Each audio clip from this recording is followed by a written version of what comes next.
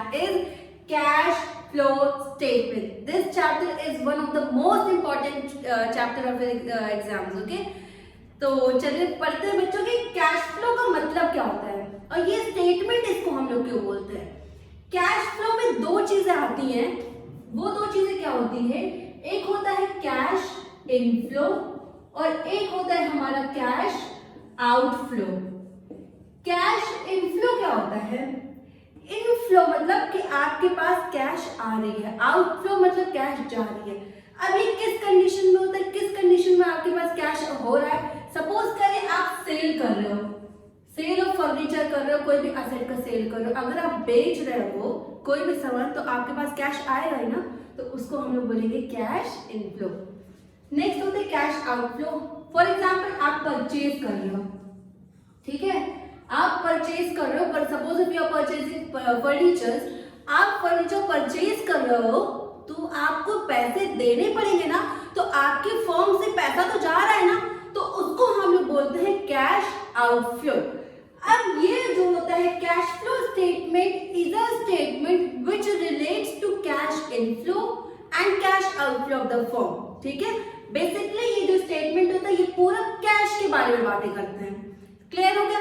अब बात ये होती है कि ये जो कैश फ्लो स्टेटमेंट होती है इसको प्रिपेयर क्यों करते हैं, इसकी क्या क्या इंपॉर्टेंस होती है फर्म में। ओके, तो देखिए पहला क्या होता है, इसकी इंपॉर्टेंस आती है, पहला क्या होता है शॉर्ट टर्म प्लानिंग। तो शॉर्ट टर्म प्लानिंग क्या होती है कि फॉर एग्जांपल कैश है, कितना रुपए हमारे फर्म में आया, कितने रुपए हमारे फर्म से गया, तो हमको एक शॉर्ट टर्म प्लानिंग हम बता सकते हैं ना कि अभी प्रेजेंटली हमारे फर्म में इतने रुपीस रखे हुए हैं। ठीक है, अगर आप पूरी फाइनेंशियल ईयर ना भी देखो, एटलीस्ट फॉर 1 और 2 मंथ देखोगे तो फर्म के पास फॉर एग्जांपल 2 लाख 3 लाख रुपए अभी रखा हुआ है। ठीक है, ये भी हम लोग कर सकते हैं कि फर्म ने इस महीने में कितने एक्सपेंडिचर किए, कितने खर्चे हुए, उनकी फर्म से कितना आउटफ्लो हुआ, उस एक पर्टिकुलर मंथ में कितना इनफ्लो हुआ, तो 1 महीने का निकाल रहा ना, तो वो शॉर्ट टर्म हुआ कि नहीं हुआ। तो यहाँ पे हमारे लिए बहुत यूजफुल रहता है कि कैश फ्लो की क्या इंपॉर्टेंस है, कि वो हमें हेल्पफुल है हमारे लिए कि वो शॉर्ट टर्म प्लानिंग में इनका मेजर रोल होता है। ओके, नेक्स्ट आती है कैश पोजीशन। ये बहुत इंपॉर्टेंट है। कैश पोजीशन क्या होता है, कैश मतलब ये बताता है कि cash position of a firm related with the other firm, हमारे फर्म की पोजीशन कैश से रिलेटेड क्या है। फॉर एग्जाम्पल इस मंथ में हमारे फर्म में 2 लाख रुपीज कैश बचे हुए हैं, लास्ट मंथ में हमारे पास 1 लाख था, तो हमारे पास अभी 1 लाख का इंक्रीमेंट हुआ है ना, तो ये पता चला कि हमारे फर्म की कैश पोजीशन बड़ी बढ़िया है, मस्त है। ठीक है, अब नेक्स्ट ये होती है फॉर एग्जाम्पल नेक्स्ट मंथ में हमारे 50,000 कैश हमारे पास बच गए, तो इससे ये पता चल रहा है ना कि हमारे कैश जो है वो डिमिनिश हो रहे, कम हो रहे, दैट मीन्स कि फर्म की पोजीशन अच्छी नहीं है। जितना अगर हम मंथली बेसिस पे देख लें तो कि कैश की पोजीशन क्या है वो और बढ़ रही है। अगर कैश इंक्रीज हो रहा है दैट मीन्स कि कैश की पोजीशन हमारे फर्म में अच्छी है, और अगर कैश डिक्रीज हो रही है दैट मीन्स कि हमारे फर्म में कैश की पोजीशन खराब है। तो ये कैश फ्लो स्टेटमेंट हमको ये बताता है कि बेसिकली हमारे फर्म में कैश की पोजीशन क्या है। ठीक है, नेक्स्ट आता है इंडिकेट कैश फ्लो। ये हमें ये बताता है कि हमारे फर्म से कितना इनफ्लो हुआ है और कितना आउटफ्लो हुआ है, हमने इस पर्टिकुलर मंथ में कितना सेल किया है ताकि हमको कैश मिली है, इस पर्टिकुलर मंथ में हमने कितना परचेज किया है कि हमारे फर्म से कैश गया है। तो हमको ये चीज बता देता है कैश फ्लो स्टेटमेंट। ठीक है, कि कितना इनफ्लो हुआ है, कितना आउटफ्लो हुआ है। नेक्स्ट आता है फॉर डिविडेंड पेमेंट। देखो बच्चों, डिविडेंड पेमेंट किसको करते हैं, जो लोग शेयर्स खरीदते हैं, ठीक है, उनको हम लोग डिविडेंड पेमेंट करते हैं ना। 2 टाइप के शेयर्स होते हैं, इक्विटी शेयर्स और प्रेफरेंस शेयर्स। तो वो जब कोई भी इंसान जाके शेयर खरीदेगा तो वो हमें पैसे दे रहा है ना, तो जब वो हमको पैसे दे रहे हैं तो वो इनफ्लो हो गया। लेकिन एक पर्टिकुलर टाइम के बाद हमको प्लस वो अमाउंट, प्रिंसिपल अमाउंट प्लस जो डिविडेंड होता है वो उसको हमको देना होता है ना। तो वो अब ये हमको जब हमारे पास अच्छा खासा कैश होगा तभी तो हम लोग उन्हें प्रिंसिपल प्लस डिविडेंड अमाउंट दे पाएंगे।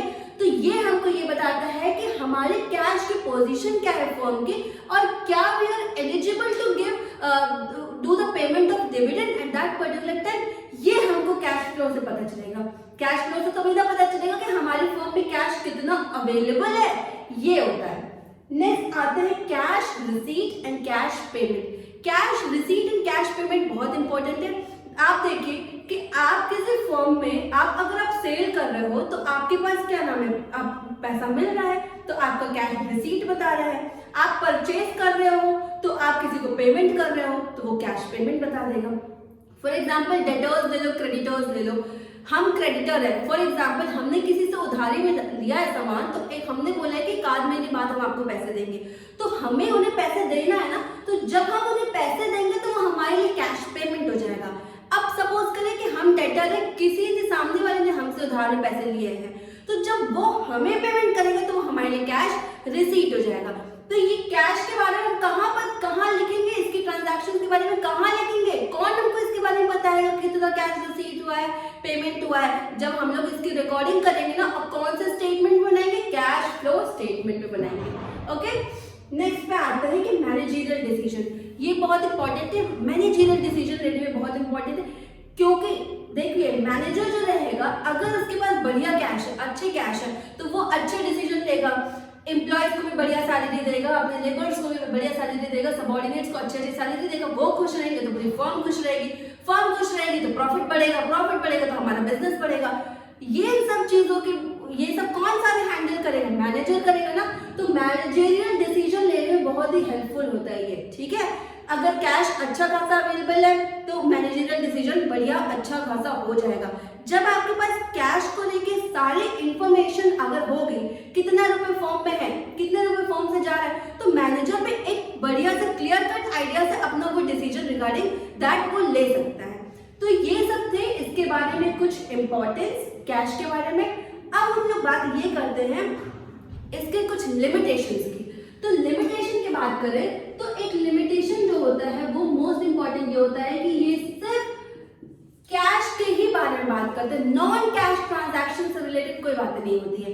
देखिए फर्म को बढ़ने के लिए खाली कैश फाइनेंशियल नेचर का ही नहीं होना चाहिए ना।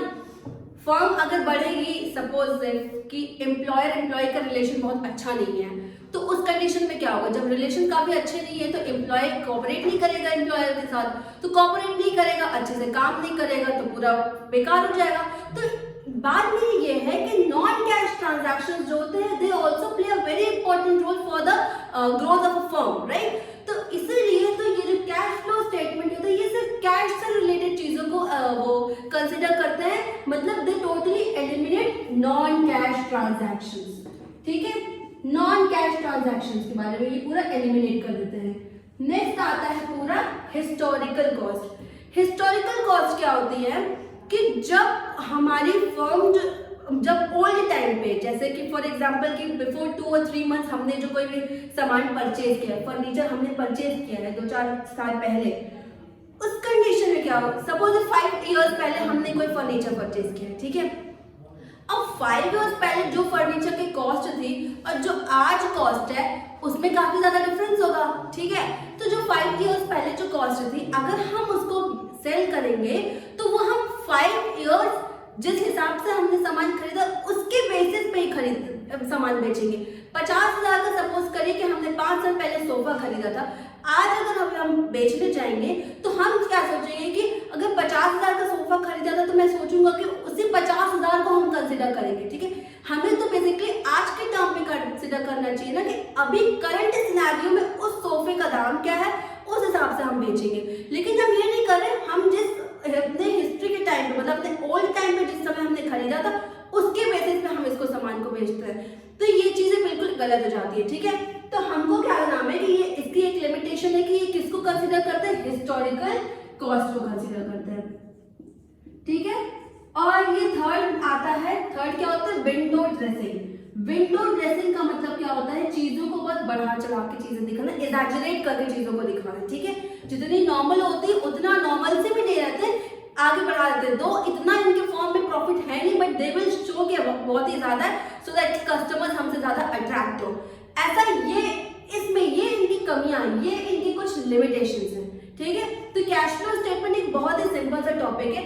एक चीज और इसमें आप लोग समझ लीजिए कि जो कैश फ्लो स्टेटमेंट होते हैं ये हम लोग जब स्टेटमेंट बनाते हैं तो 3 चीजों को, 3 एक्टिविटीज को कंसिडर करते हैं मेनली, ठीक है। हम लोग इसको क्या करते हैं, 3 एक्टिविटीज को कंसिडर करते हैं। वो एक्टिविटीज कौन सी होती हैं? पहली एक्टिविटी जो होती है वो ऑपरेटिंग एक्टिविटी होती है। ऑपरेटिंग एक्टिविटी का मतलब क्या हुआ कि वो एक्टिविटीज जो ना ही इन्वेस्टिंग है और ना ही फाइनेंसिंग है, मतलब वो जो प्रोडक्शन से रिलेटेड है, जो सेल हो गया, परचेज हो गया किसी भी गुड्स का, और क्या नाम है, रॉयल्टीज हो गई, फीस हो गई, ये सब चीजें जो आती हैं वो हमारे ऑपरेटिंग एक्टिविटीज में आती हैं। ठीक है, ये हमारी ऑपरेटिंग एक्टिविटीज में आती है। नेक्स्ट होता है हमारा इन्वेस्टिंग एक्टिविटी। इन्वेस्टिंग एक्टिविटीज क्या होती हैं? इन्वेस्टिंग एक्टिविटीज वो एक्टिविटीज होती हैं जो किससे रिलेट करती है? टैंजिबल और इनटैंजिबल असेट्स से। ठीक है, इनटैंजिबल असेट्स मतलब गुडविल हो गया, ट्रेडमार्क्स हो गए, कॉपीराइट हो गए। टैंजिबल असेट मतलब लैंड, बिल्डिंग, फर्नीचर, ये सब असेट हो गए। तो इन्वेस्टिंग एक्टिविटीज हमारी किससे डील करते हैं? टैंजिबल, इनटैंजिबल असेट से। ठीक है, अब नेक्स्ट आता है हमारा फाइनेंसिंग। फाइनेंसिंग एक्टिविटीज वो कैसे एक्टिविटीज होती है जो किससे डील करती है? शेयर्स हो गए, डिबेंचर्स हो गए, long term, short term borrowings हो गए, जो पैसे से रिलेटेड जो चीजें होती हैं वो हमारी फाइनेंसिंग एक्टिविटीज में आती हैं। तो जब हम लोग स्टेटमेंट जब बनाएंगे नेक्स्ट वीडियो में, हम लोग इससे रिलेटेड क्वेश्चंस करेंगे। ठीक है, तो ये तीनों एक्टिविटीज को हम लोग मेन कंसिडर करेंगे। ऑपरेटिंग एक्टिविटीज क्यों निकाले जाते हैं? ये तीनों एक्टिविटीज मोटिव क्या होता है हमारे निकालने का? कि हमारे फर्म में कैश बेसिकली कितना बचा हुआ है। ऑपरेटिंग एक्टिविटी से नेट प्रॉफिट निकल जाएगा। ठीक है, नेट प्रॉफिट बेसिकली टैक्स देने के बाद हमारा कितना पेमेंट बचा हुआ है उसको हम लोग ऑपरेटिंग में बोल देंगे। इन्वेस्टिंग में हम लोग असेट को कंसीडर करते हैं, टैंजिबल हो या इनटैंजिबल हो। फाइनेंसिंग हम लोग शेयर्स हो गए, डिबेंचर्स हो गए, बॉन्ड्स हो गए, long term, short term borrowings हो गए, ये सब चीजें हम लोग फाइनेंसिंग में वो करते हैं। एक चीज और इसमें आती है, फोर्थ पॉइंट होता है जिसको हम लोग बोलते हैं कैश एंड कैश इक्विवेलेंट। इसका मतलब क्या हो गया कि भाई साहब हम लोग जब कैश फ्लो पढ़ रहे हैं तो कैश की बातें तो करने ही करने हैं हमें।